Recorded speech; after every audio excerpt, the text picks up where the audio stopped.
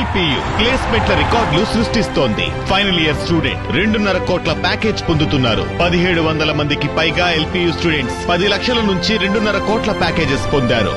విద్యా విప్లవం ప్రారంభమైంది లవ్లీ ప్రొఫెషనల్ యూనివర్సిటీలో. గత ప్రభుత్వంలో సినిమా టికెట్ ధరలు ప్రేక్షకులకు అందుబాటులో ఉండేలా జగన్ ఒక పారదర్శక విధానం అమల్లోకి తెస్తామని ప్రకటిస్తే తన సినిమాలను దెబ్బతీయటానికే కుట్రలు చేస్తున్నారంటూ నానా యాగి చేశారు పవన్ కళ్యాణ్. ఇప్పుడు అతనే అధికారంలో ఉన్నాడు. ఇప్పుడు కూడా తన హరిహర వీరమల్లు సినిమాకు అన్యాయం జరిగిపోతోందంటూ విచారణలకు ఆదేశించి నానా హంగామా చేసేస్తున్నారు. ఇదంతా ఇండస్ట్రీపై ప్రేమ కానే కాదు, తన సినిమాపై ఉన్న ప్రేమ, ఆ సినిమా బిజినెస్ పై ఉన్న లవ్.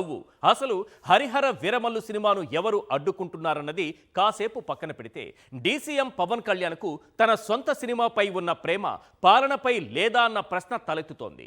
చంద్రబాబు లేని కొవ్వు లడ్డూలకు పూస్తే సనాతని వేషంలో ఊగిపోయిన పవన్ కళ్యాణ్ ఆ తరువాత నిజంగా పవిత్ర పుణ్యక్షేత్రాల్లో ఘోరమైన పాపాలు జరుగుతున్నా ఎందుకు విచారం వ్యక్తం చేయరు, విచారణలకు ఆదేశించరు? రాష్ట్రంలో లా అండ్ ఆర్డర్ అదుపు తప్పి లోకం తెలియని పసిపిల్లలు అత్యాచారాలకు గురవుతున్నా తనకేమీ సంబంధం లేదన్నట్లుగా ఎందుకు వ్యవహరిస్తున్నారు? హరిహర వీరమల్లు సినిమాను అడ్డుకోవాల్సిన అవసరం ఎవరికుంది? ఈ సినిమా స్టార్ సనాతని క్యారెక్టర్కు ప్యాకప్ చెప్పేసినట్టేనా? ఆవేశంగా మాట్లాడినంత మాత్రాన నిజాయితీపరుడైపోడు, ఆగ్రహంతో ఊగిపోయినంత మాత్రాన సిన్సియర్ పొలిటీషియన్ అయిపోడు, ఎర్ర కండువా వేసుకుంటే కామ్రేడ్ అయిపోడు, కాషాయం ధరించినంత మాత్రాన సనాతన ధర్మ పరిరక్షకుడు అస్సలే అయిపోడు. సింపుల్గా చెప్పాలంటే రంగు వెనుక అసలు రంగు తెలియడానికి కొంత సమయం పడుతుంది. పవన్ విషయంలో అదే రుజువైంది. నాడు ప్రతిపక్షంలో ఉండగా ప్రతి అంశంపైన పవన్ చేసిన రాద్ధాంతం, మైకు పట్టుకుని ఊగిపోయే సిద్ధాంతం అందరం చూశాం. రేపు అధికారంలోకి వస్తే ప్రతి అంశంపైన ఇంతే సీరియస్గా స్పందిస్తాడని చాలామంది ఊహించారు. ఇప్పుడు వారంతా వేడి వేడి టీ గ్లాస్లో వేలు పెట్టి ఆకాశంలోకి చూస్తూ ఆలోచిస్తున్నారు. ఇదా ఇతని అసలు రంగు అని ఆశ్చర్యపోతున్నారు. రాష్ట్రంలో జరుగుతున్న అరాచకాలపై, పవిత్ర పుణ్యక్షేత్రాల్లో జరుగుతున్న పాపాలపై ఏనాడైనా పవన్ సీరియస్గా స్పందించడం మీరు చూశారా? డిప్యూటీ సీఎం హోదాలో విచారణలకు ఆదేశించడం మీరు చూశారా? ముక్కు పచ్చలారని పసిపిల్లలపై అఘాయిత్యాలు జరుగుతుంటే మైకు పట్టుకుని ఊగిపోవడం మీరు చూశారా? ప్రభుత్వ నిర్లక్ష్యంతో భక్తులు అన్యాయంగా చనిపోతుంటే ప్రాయశ్చిత్త దీక్షలు చేయటం మీరు చూశారా? నిజం చెప్పాలంటే ఆ పాత్రను పవన్ ఎప్పుడో పక్కన పెట్టేశారు. ఇప్పుడు కొత్త పాత్ర పోషిస్తున్నారు. నేషనల్ వైడ్గా ఫేమ్ వస్తుందని అనుకుంటే మత రాజకీయాలు చేస్తారు. తన సినిమాలకు ఏదైనా ఇబ్బంది అనుకుంటే తన పవర్ ఉపయోగించి విచారణలకు ఆదేశిస్తారు. అంతే, అంతకు మించి ఏమీ చేయరు. పవన్ కళ్యాణ్కు తన సినిమాలపై ఉన్న ప్రేమ, సనాతన ధర్మం పైన, పాలన పైన కనిపించని సందర్భంలో ప్రధానంగా కొన్ని ప్రశ్నలు వినిపిస్తున్నాయి. అవేంటో ఒక్కసారి మనం స్క్రీన్ పైన చూద్దాం. Question number 1, వీరమల్లును అడ్డుకున్నదెవరు? దానికి విచారణలు ఎందుకు? క్వశ్చన్ నెంబర్ 2, సినిమాలపై ఉన్న ప్రేమ సనాతన ధర్మంపై లేదా? క్వశ్చన్ నెంబర్ 3, పుణ్యక్షేత్రాల్లో జరుగుతున్న పాపాలు పవన్కు కనబడవా?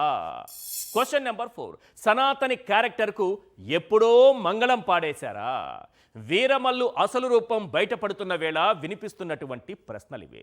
అప్పుడెప్పుడో 4 ఏళ్ల క్రితం షూటింగ్ మొదలైన హరిహర వీరమల్లు సినిమా జూన్ 12న రిలీజ్కు రెడీ అయింది. అయితే చాలా రోజులుగా తెలుగు ఇండస్ట్రీలో ఎగ్జిబిటర్లు, నిర్మాతలకు మధ్య పర్సంటేజ్ యుద్ధం నడుస్తూనే ఉంది.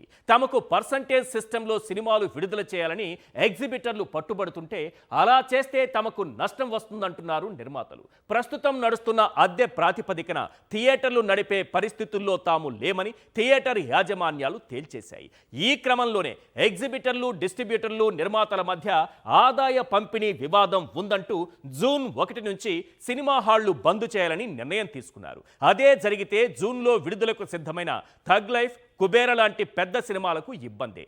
అయితే ఇదంతా తన సినిమాను అడ్డుకునేందుకు జరుగుతున్న కుట్ర అన్నట్లుగా పవన్ రియాక్ట్ కావడం అందరినీ ఆశ్చర్యపరుస్తోంది.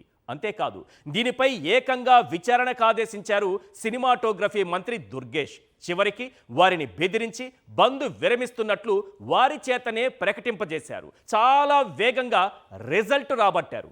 మీరే చూడండి. థియేటర్ల మూసివేత అనేటువంటి అంశం తెర మీదకి రావడం అనేది ఎందుకు జరుగుతుంది? దీని వెనక ఏమైనా కారణాలు ఉన్నాయా? అది కూడా రేపు జూన్ 12వ తారీఖున పవన్ కళ్యాణ్ గారి సినిమా రిలీజ్ అవుతున్న సందర్భంలో ఎందుకు ఈ రకమైన వాతావరణం వచ్చింది? అదే సందర్భంలో ఒకవేళ మీరు థియేటర్లు మూసివేయాలనేటువంటి నిర్ణయం కానీ తీసుకున్నట్లయితే ఆ నిర్ణయాన్ని అసలు మీరు ముందు ఎవరితో చర్చించి ఆ నిర్ణయానికి రావాలి కానీ ఎకాయికిని థియేటర్లు మూసివేత అనేటువంటి తీవ్రమైన నిర్ణయానికి రావడానికి మీకు దోహదం చేసినటువంటి కారణాలు ఏంటి, ఇవన్నీ తెలియాల్సిన అవసరం ఉంది కనుక ఈ విచారణ చేపట్టడం అనేటువంటిది కార్యక్రమాన్ని మేము తీసుకోవడం జరిగింది. తన సినిమా వరకు వస్తే పవన్ కళ్యాణ్ ఎంత త్వరగా స్పందిస్తారు, ఎలా తన పవర్స్ను వాడుతారు, తనకు కావలసిన రిజల్ట్ రాబడతారో చెప్పడానికి ఇది ఒక ఎగ్జాంపుల్. ఆ సినిమా సంగతి కాసేపు పక్కన పెట్టేద్దాం. తన సినిమాలు సక్సెస్ఫుల్గా రిలీజ్ చేయించుకోవడానికి, తన సినిమాలకు టికెట్ రేట్లు పెంచుకోవడానికి, ఓపెనింగ్స్ రాబట్టుకోవడానికి, తన అనుకూల వర్గాలకు లాభం చేకూర్చడానికి కాదు కదా పవన్ను గెలిపించింది, డీసీఎం సీట్లో కూర్చోబెట్టింది. సినిమాల్లో ఉన్నంత వేగం డీసీఎం బాధ్యతల్లోనూ ఉండాలి కదా, కానీ ఉండదు. చంద్రబాబు హయాంలో హిందూ ధర్మంపై పదే పదే దాడులు జరగడం కొత్తేమీ కాదు. 2014-19 మధ్య ఎన్ని ఆలయాలు నేలమట్టం చేశారు, గోదావరి పుష్కరాల సమయంలో పబ్లిసిటీ పిచ్చితో ఎంతమంది భక్తులను బలి తీసుకున్నారో అందరికీ ఇంకా గుర్తుంది. ఇప్పుడు మరోసారి ఆయన అధికారంలోకి వచ్చిన తరువాత కూడా అదే జరుగుతోంది.